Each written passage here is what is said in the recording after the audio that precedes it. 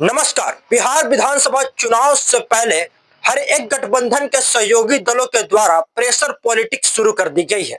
महागठबंधन में भी VIP party के तरफ से प्रेशर पॉलिटिक्स शुरू कर दी गई है। जब से 60 सीटों की मांग मुकेश सहनी ने की है, तब से ही आरजेडी और कांग्रेस का जो है वो टेंशन बढ़ा हुआ है। हाल ही में मुकेश सहनी ने एक मीडिया चैनल को इंटरव्यू दिया और उसमें उन्होंने साफ साफ पत्रकार के पूछे गए सवाल पर यह कह दिया कि जब हम नरेंद्र मोदी और अमित शाह से नहीं डरते हैं सीटों के मामले में और अपने स्वाभिमान से समझौता नहीं करते हैं, तो फिर हम और किससे डरेंगे। यानी कि स्पष्ट रूप से जो उनका निशाना था वो आरजेडी के बड़े नेता और कांग्रेस के बड़े नेताओं पर था। एक तरह से कहे तो राहुल गांधी और तेजस्वी यादव पर था। और स्पष्ट रूप से उन्होंने ये भी कहा कि अगर उनको मुख्यमंत्री बनना है तो कुछ ना कुछ जो है सैक्रिफाइस करना पड़ेगा, अपने आप को कुछ ना कुछ जो है उनको बलिदान करना पड़ेगा, तभी जो है सो वो मुख्यमंत्री बन सकते हैं। और कांग्रेस को अगर अपना अस्तित्व बचाना है बिहार की राजनीति में, तो उसे भी कम सीटों पर लड़ना पड़ेगा और अपने अपने कुछ सीटों का सैक्रिफाइस करना पड़ेगा। और स्पष्ट रूप से उन्होंने ये सारी बातें कही और उन सारी सभी बातों में ये बातें निकल कर सामने आई कि कहीं ना कहीं मुकेश सहनी जो है वो अपने 60 सीटों में से एक भी सीट कम पर जो है वो फैसला और समझौता करने वाले नहीं है। मुकेश सहनी ने स्पष्ट कर दिया कि जब मैं नरेंद्र मोदी और अमित शाह से नहीं डरता हूं तो फिर और किससे डरूंगा।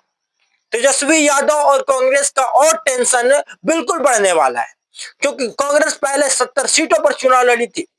आरजेडी जो है वो पिछली बार से ज्यादा सीटों पर चुनाव लड़ने की बात कर रही है।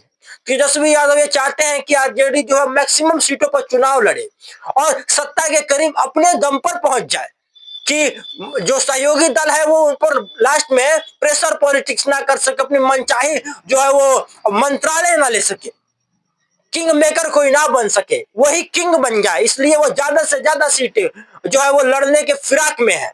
और आरजेडी जो है वो सबसे ज्यादा सीटों पर चुनाव लड़ने के लिए पहले से ही तैयारी में है।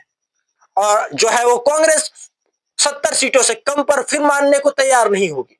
अगर ऐसा होता है तो अंत में फिर से गठबंधन टूटने की आशंका आज से ही लगाई जा रही है, क्योंकि अगर 70 सीटों से कम पर कांग्रेस नहीं मानी और पहले से ज्यादा सीटों पर आरजेडी लड़ने की बात की और माले का प्रदर्शन पिछली बार अच्छा था और वो भी इस बार कम से कम ज्यादा सीटों की डिमांड जरूर करेगी, तो फिर 60 सीटें आएगी कहां से मुकेश सहनी के लिए। वीआईपी पार्टी ने जिस 60 सीटों की मांग की है, आखिर वो 60 सीटें आएंगी कहां से।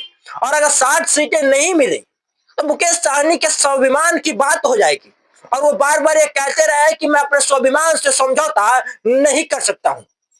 और उन्होंने पूरे 243 सीटों पर अपने जो है प्रत्याशी, अपने जो कार्यकर्ता है पार्टी के, जो प्रत्याशी बनने के फिराक में है, जो दावा ठोक रहे हैं, उनको भी और कार्यकर्ताओं को भी, वीआईपी पार्टी के सभी शीर्ष नेताओं से लेकर छोटे कार्यकर्ताओं तक बोल कर रखे हैं कि आप सभी के सभी सीटों पर जो है वो तैयारी करके रखिए। कब कौन सी सीट आ जाए और कब कौन सा समय आ जाए चुनाव लड़ने का कहा नहीं जा सकता है। यानी कि गठबंधन जो है वो अभी है और बाद में रहेगा या नहीं रहेगा इसका कोई कुछ नहीं कह सकता है।